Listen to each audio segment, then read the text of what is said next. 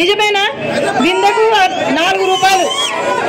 అది మరి తాగడానికి నీళ్లు కూడా బిందె 4 రూపాయలకు అమ్ముతూ ఉంటే మరి వీళ్ళు ఏమి మళ్ళీ ఏ మొహం పెట్టుకొని ఓటేయడానికి అడుగుతారు?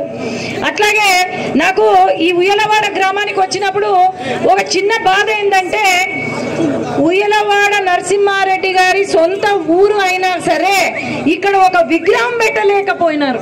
ఎందుకన్నా మరి మీరు చందాలు వేసుకొని ఇక్కడ ఒక విగ్రహం తయారు చేసి ఇక్కడ పెట్టాలి అని ఆయన దగ్గర ప్రపోజల్ పెడితే వాళ్ళేంది, నేను ఆయన కన్నా పెద్ద మనిషిని, నా విగ్రహం పెట్టండి కావాలంటే అని అన్నాడంట. ఇప్పుడు ఆ విగ్రహాలు కొయ్యలకుంటలో ఆడ మధ్యలో పడేసినారు.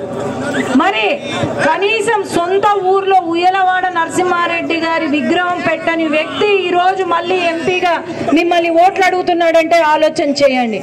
ఈరోజు రిజర్వాయర్లు కానీ, ఇరిగేషన్ ప్రాజెక్టులు కానీ, జోలధర్ రాసి ఏది ఉన్నా సరే, వెలుగోడు ఇవన్నీ శంకుస్థాపనలకే పరిమితమైనారు తప్ప ఇంకా ఎక్కడ కూడా ఎటువంటి పని చేయలేదు. మనకు రైతులే కాదు, అట్లాగే యువత, ఇక్కడ యువత చాలా మంది ఉన్నారు.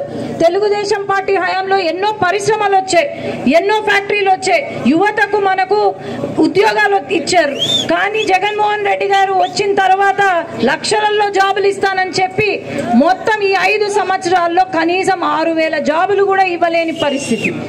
మీరు ఆలోచన చేయండి, తెలుగుదేశం పార్టీ వస్తే మన రాష్ట్రం, మన మండలం, మన ఊరు అభివృద్ధి చెందుతుంది తప్ప ఇంకేం లేదు. బటన్ నొక్కడమే సంక్షేమం, బటన్ నొక్కడమే అభివృద్ధి అని అనుకుంటున్న జగన్మోహన్ రెడ్డి గారు ఇక్కడ ఏం సంక్షేమం జరిగింది, ఏం అభివృద్ధి జరిగింది అని నేను అడుగుతున్నాను. మరి మళ్ళీ ఈ 5 సంవత్సరాలు వీళ్లకు ఓటు వేసి గెలిపించి మళ్ళా మనము నష్టపోతామా? లేదంటే అఖిలం ఉన్నారు, మీకు తెలుసు భూమా కుటుంబం ఎంత అభివృద్ధి చేసిన ఫ్యామిలీ అది.